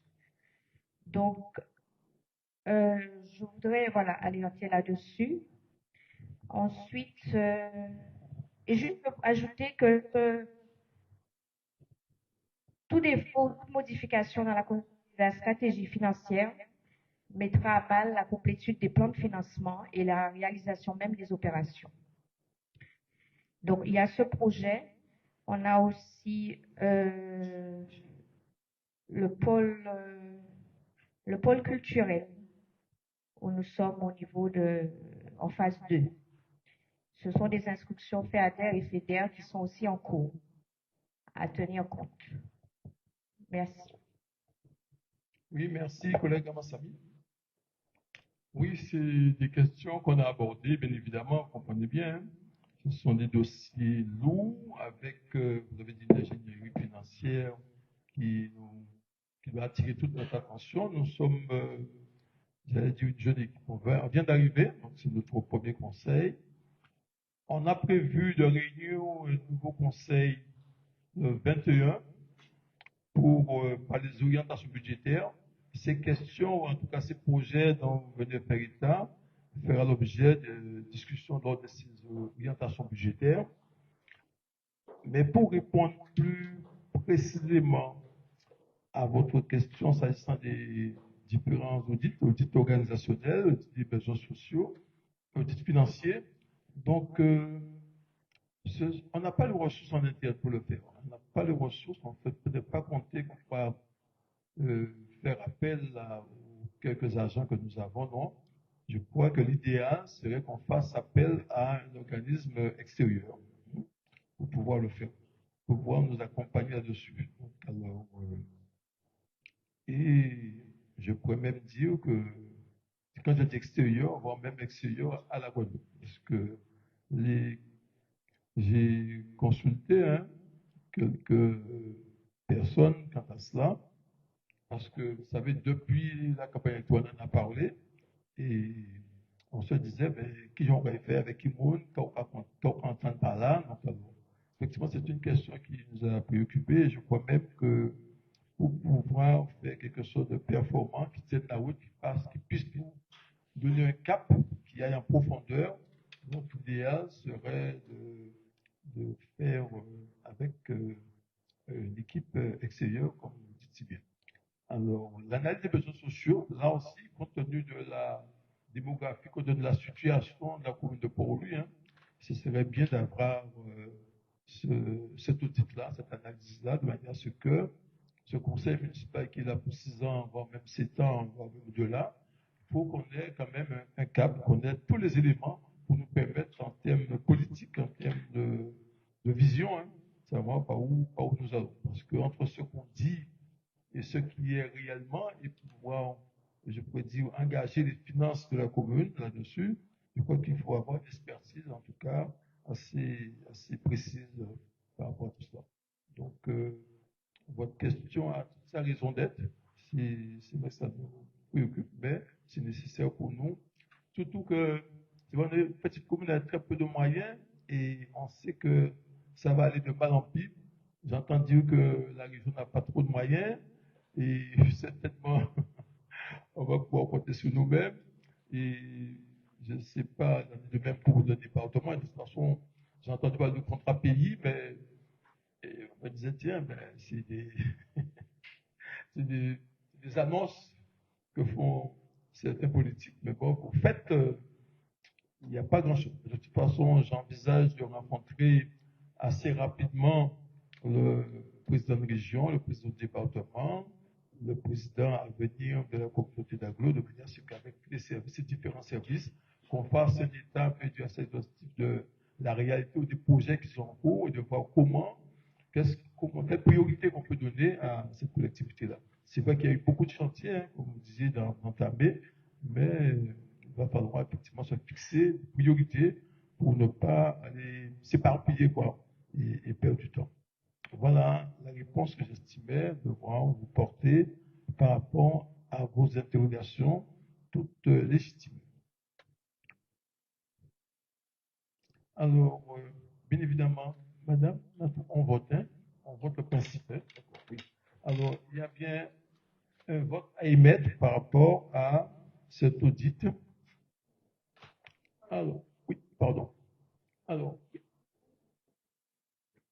bien, alors, quels sont ceux qui sont contre? Quels sont ceux qui s'abstiennent?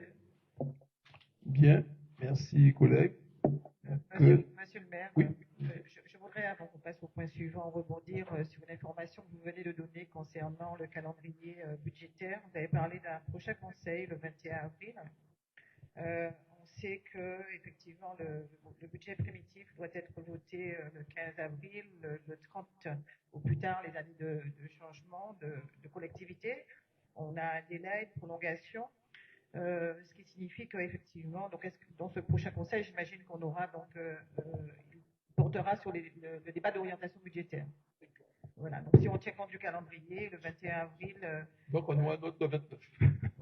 Oui. Tout ce mois d'avril, le conseil est appelé à délibérer.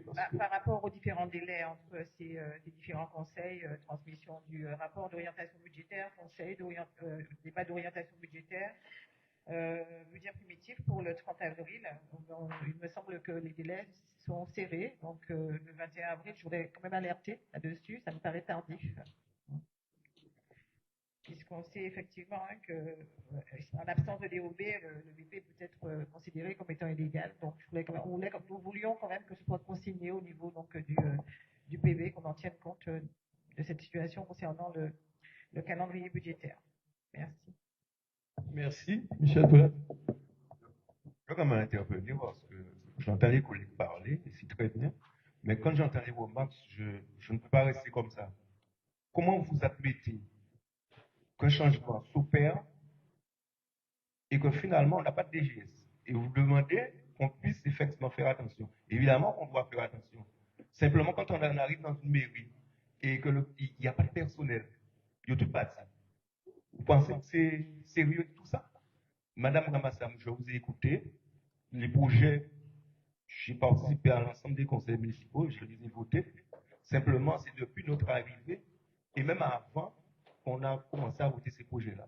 Donc, évidemment, il faut comprendre que nous sommes tous humains, nous sommes tous des politiques ici dans cette salle, et je crois qu'on doit faire attention à tout ce que nous faisons. Donc, rassurez-vous, je ne pense pas qu'on fera des choses qui soient contraires à la population et qui puissent surtout mettre Port-Louis dans un état encore pire. Voilà ce que je voulais dire. Oui. Avec Mazepa, tu vas parler. Moi, j'entends très bien Michel. Hein. Et quand il dit qu'ils sont arrivés, tout le monde parti, le 27 février, le conseil municipal, pas de pas monde non plus. De toute partie, de toutes ces parties. Et là, nous arrivons au soir là, là, nous arrivons au soir là, pour procéder au bal là, nous avons voté alors que nous prenons des décisions pour les Port-Louisiens. Nous faisons des projets qui, forcément, qui ne peuvent pas répondre à des ou non, qui doivent répondre à des attentes de la population des administrés. Mais de toutes parties. Et comme de toutes parties, nous avons été votés nous plus. Moralité, ça, on va reprocher nous, alors que nous avons excellé là-dedans. Mais des fois, un seul pluriel, mais fier, ça répond des cas où traité à un là, on là. Alors, Michel. Oui, Madame Adèle Anit Lamy, vous voulez intervenir? Oui.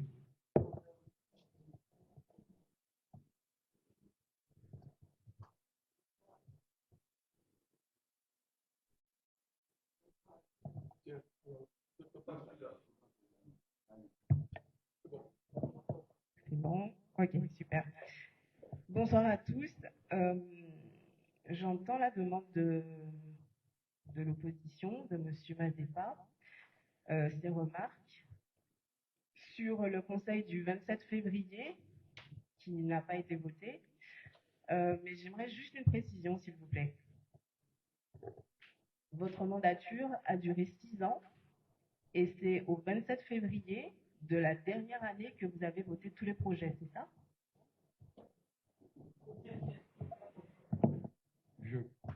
Monsieur Toula, monsieur Arthur dit que non. Lisez, vous avez reçu la note de synthèse de... Non, vous avez reçu... On ne va pas faire débat. Monsieur Gustave a la parole. Vous avez reçu la note de synthèse pour le 27 février. Je vous invite à la communiquer à Madame Nadel. Madame Nadel a eu cette note de synthèse. Donc, effectivement, comme tout le monde, je l'ai eu. Mais justement, je posais la question à M. Mazepa qui disait que sur ce conseil du 27, en fait, il n'y avait personne pour voter justement les projets.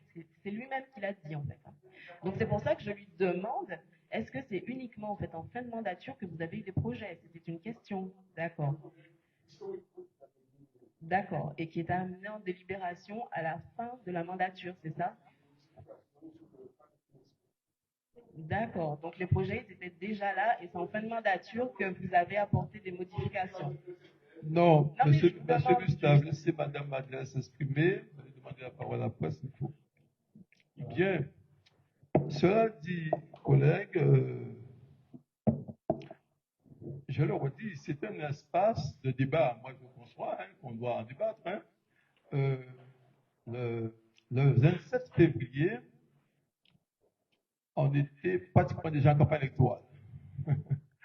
On n'était pas présent, je crois, c'est vrai, on n'était pas présent, c'est pas parce qu'on s'est désintéressé, au contraire, c'est parce qu'on s'est intéressé à la vie de Port-Louis, si d'ailleurs si on a été élu, c'est parce que véritablement on était intéressé, on intéressait les Port-Louisiens ont entendu nos propos. Cela dit, quand Madame fait sa remarque, je lui dis, lors des orientations budgétaires, on va en débattre et lors du vote du budget, on va encore en débattre et on va prendre acte.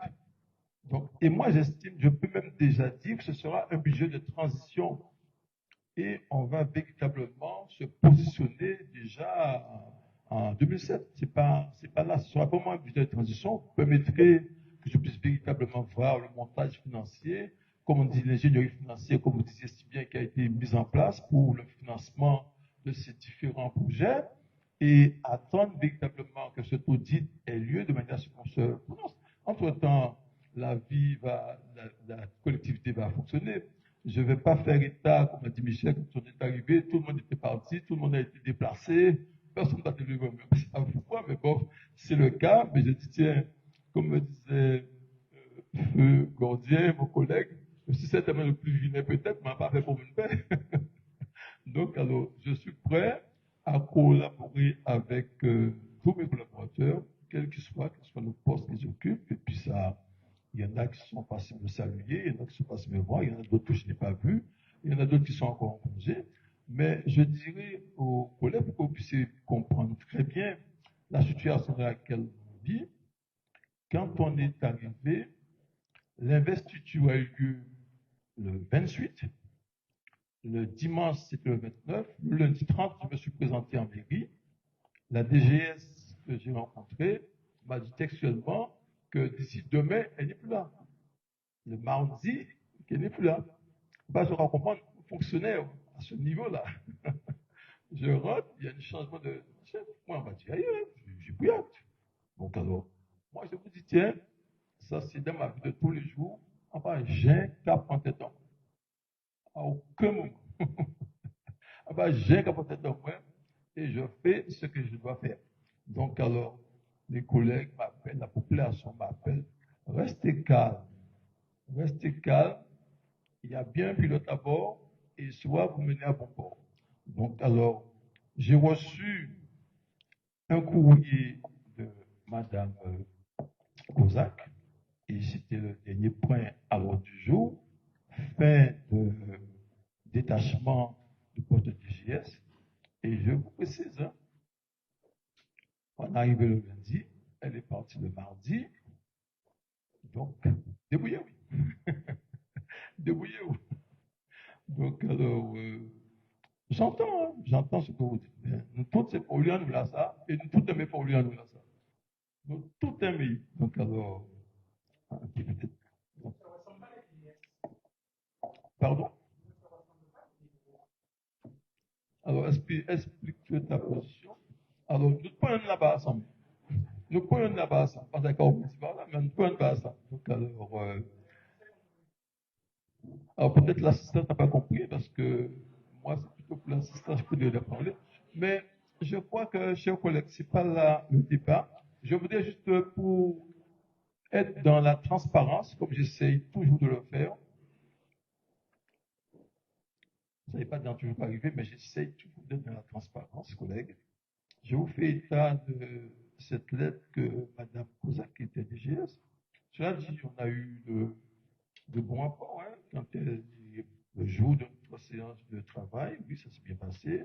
Elle m'a envoyé des documents, elle m'a fait un rapport, elle m'a envoyé des documents même après son départ. Donc, alors, c'est vrai que j'aurais préféré qu'elle reste là, qu'elle reste encore 2 mois pour travailler avec nous, préparer les orientations budgétaires, préparer le budget. Mais bon, ça c'est son choix. Je vais m'appuyer sur les personnes ressources que j'ai. Je compte sur la collaboration de Mme Natou qui est là. Donc, alors voilà, c'est que pour arriver au dernier point, Monsieur le maire, je vous informe par la présente de ma décision de solliciter auprès de mon employeur d'origine, la région Guadeloupe, la fin de mon détachement sous le poste fonctionnel de directrice générale des services de la commune de Port-Louis avec une date d'effet fixée au 1er juin 2026. Donc, elle est en congé pendant 2 mois. Donc, à partir du 1er juin, jusqu'au 31 mai, à partir du 1er juin, donc elle va faire vraiment son détachement sur le poste d'origine. Ce détachement s'inscrivait dans une démarche volontaire et engagée de ma part en tant que Port-Louisienne de mettre mes compétences, mon expérience et mon sens du service public au bénéfice du développement de la commune. Toutefois, l'exercice des fonctions de directeur général des services repose sur une relation de confiance étroite et indispensable avec l'autorité territoriale, en l'occurrence le maire. Dans le contexte actuel, et au regard des conditions nécessaires à un exercice serein et efficace de ses responsabilités, je ne souhaite pas poursuivre mes fonctions. Ma demande s'inscrit dans le cadre des dispositions applicables aux fonctionnaires territoriaux et notamment celles relatives au détachement prévues par le Code général de la fonction publique, qui permettent d'y mettre fin à l'initiative de l'agent sous réserve du respect des modalités en vigueur. Par ailleurs, étant placé en congé sur la période courante jusqu'au terme de mon détachement, je ne suis pas en mesure d'assurer l'intégralité des missions liées à l'organisation d'une transition approfondie. En conséquence, la continuité du service sera assurée dans la stricte limite des obligations statutaires, notamment à travers la transmission des éléments essentiels permettant la poursuite de l'activité. Je reste, en tant que de besoin, ponctuellement joignable pour toute situation strictement nécessaire à la continuité du service public. Je vous souhaiterais de bien vouloir prendre acte de cette décision qui est formalisée concomitamment auprès de la région. Voilà le courrier que j'ai reçu officiellement de Mme Kozak qui assurait le poste de DGS. Donc, alors, voilà, j'ai tenu, pour être en toute transparence, vous faire part de ce courrier que j'ai reçu. Cela dit, mes chers collègues, oui, pardon, oui, vas-y.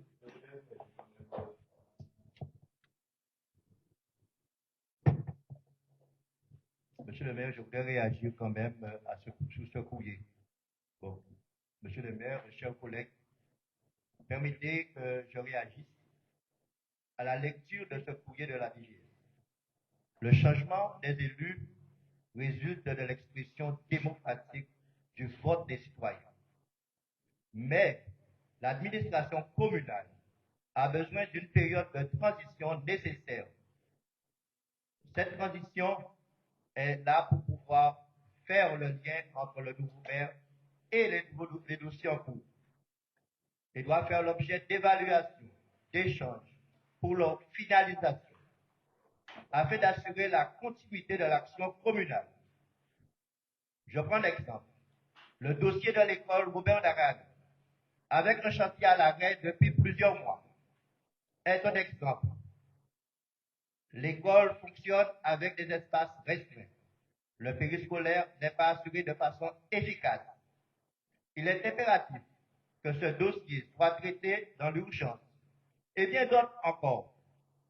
Il s'agit bien sûr là encore de répondre à la communauté scolaire.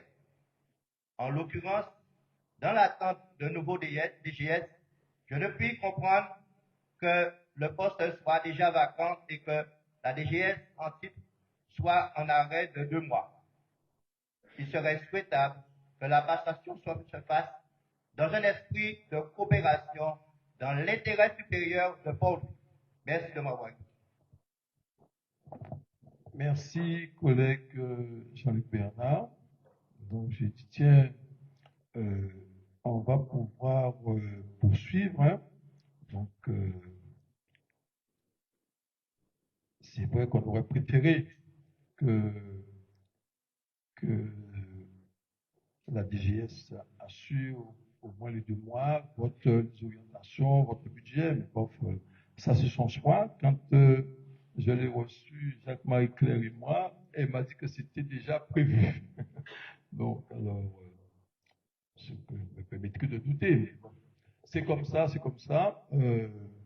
Je vais pouvoir faire le nécessaire avec les ressources qu'on a en mairie et bien sûr avec mes élus.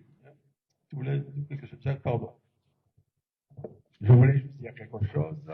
C'est vrai, lorsque M. le maire parle de ressources, je tiens devant vous à féliciter Mme Nato, je le dis sincèrement, conscience professionnelle, et je l'ai vu à l'œuvre. Et encore une fois, je vous dis merci pour la continuité de service.